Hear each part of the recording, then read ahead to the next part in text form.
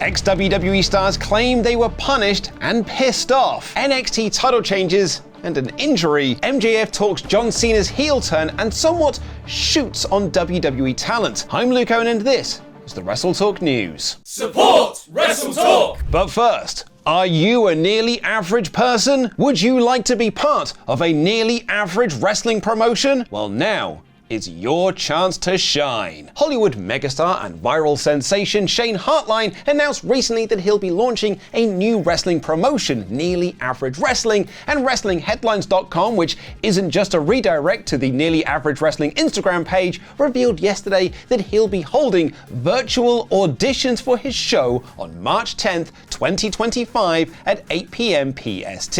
Hartline himself said, "We're looking for the best of the best," and to me, that may not be what you'd expect. There's no telling how long the search may take. Months, years, I may never find the right roster, but I'll never stop looking. He also revealed that he'll be at Mania Weekend in Las Vegas to hold in-person tryouts. All of the details can be found in the Instagram post in the video description down below. Best of luck to all of you nearly average people. If I can be an old man who yells at cloud for a second, back in my day, when a wrestler was released or fired by WWE, they'd do a shoot interview video and tear apart the company they used to work for. Fun Luke Owen history, but in 2008, I think, I used to convert these videos into MP3s, then load them as an album onto my iPod so I could listen to them while working the night shift at Waitrose. Raven and the Honky Tonk Man breaking down sleazy wrestling rumors is a core memory for me. This still happens to a degree, but now wrestlers appear on the multiple thousands of available podcasts out there to get things off their chest. But the actual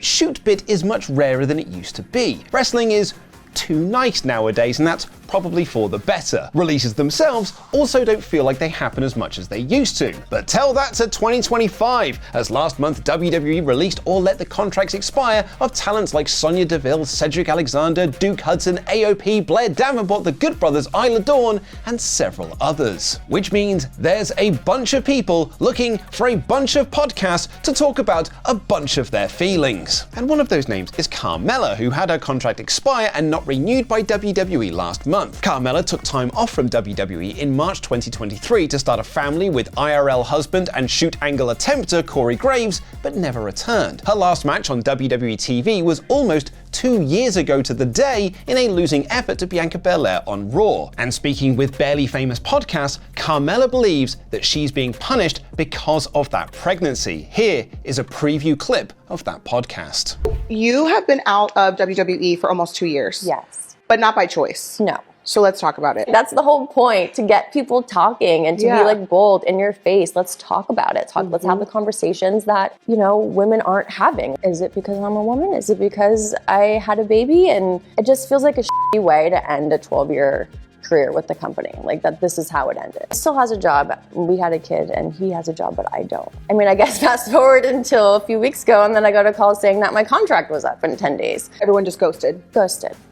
Completely ghosted. Everybody's getting sued if it was me. What if this is the end of my career? What am I doing with my life? What do I have to offer? Why wasn't I given an opportunity somewhere else? Does it feel bittersweet though that all of your people are still there?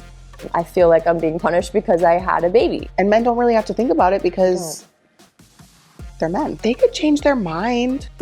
Why would you want to be somewhere that doesn't want you? And Carmella isn't the only one with things to say, as the former Elias, now wrestling for TNA as Elijah, has spoken with Busted Open Radio about his release from WWE in 2023. He said, "Towards the end of my run in WWE, I was pissed off, man. I was beating against the door, trying everything I can to steer this ship in some direction to make something happen. No matter what it was, I'll take anything and do everything I can to make it great, whatever it may be. But I had just felt towards those last couple of months that didn't matter. There was just nothing I could do to break through." He added that being released by WWE nearly made him quit wrestling altogether, saying, "When I got the call that said you're let go, I was really angry about that. I was really upset, so much so that I said, you know what? Forget the whole thing, forget it, because if that's the result, come on.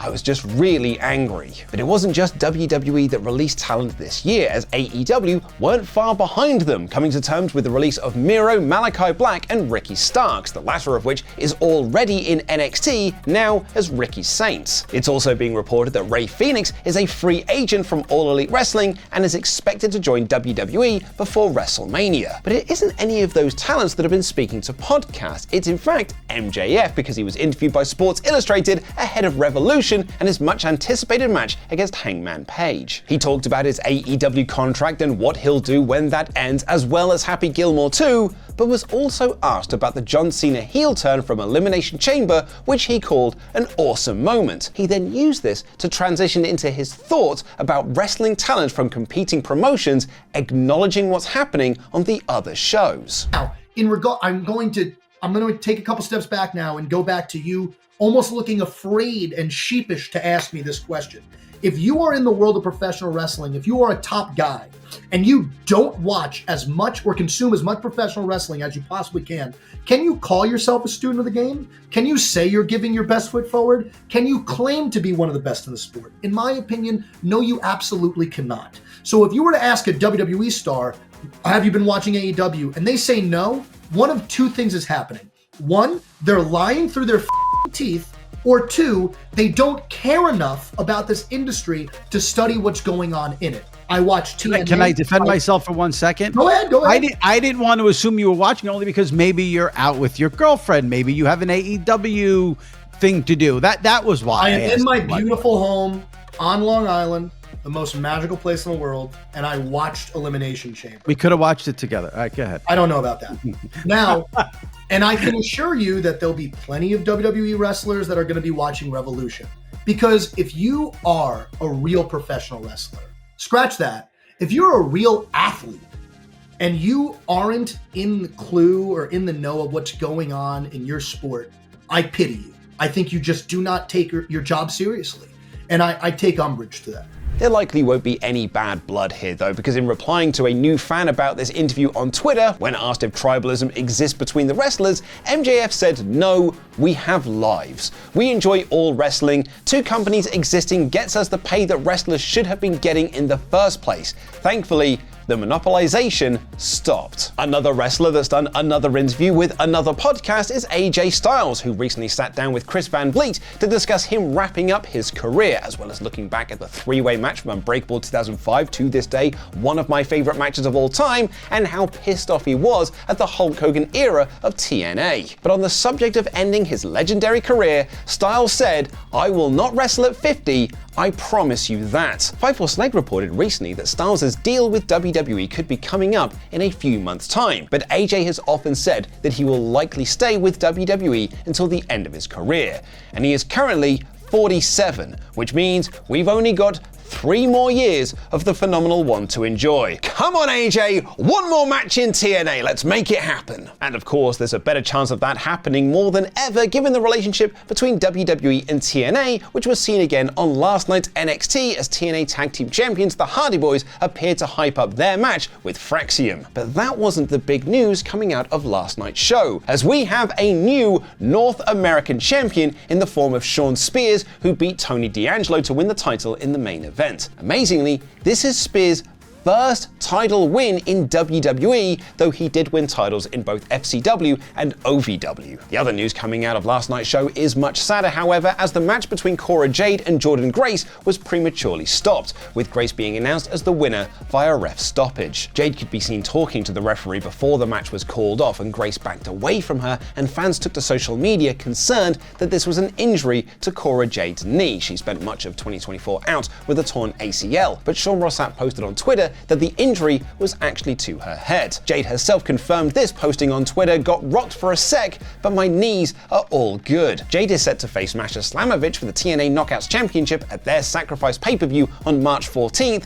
Fingers crossed that match can still happen. Speaking of wrestlers potentially pulled from shows, and curiously fans have spotted that CM Punk has been pulled from advertising for some of WWE's upcoming UK shows. Previously, Punk had been advertised for the Glasgow show on March 24th and the March 31st Raw taping, but tweets promoting those appearances have since been deleted. However, he's not off the tour entirely, as he's still being advertised for the Raw in Brussels and the SmackDown in Italy, as well as the SmackDown in London on March 28th. And lastly today, which ties into all of this chat we've had about releases, and PW Insider are reporting that Zack Knight is no longer under contract with All Elite Wrestling. He last wrestled for AEW in a dark match on July 5th, 2024, and had previously appeared on Ring of Honor in April and May of that same year. He's been wrestling on the European circuit since. That's all from me today. Now go and check out yesterday's Raw podcast with myself and Oliver Davis breaking down all of the happenings from WWE Raw, including that awesome CM Punk promo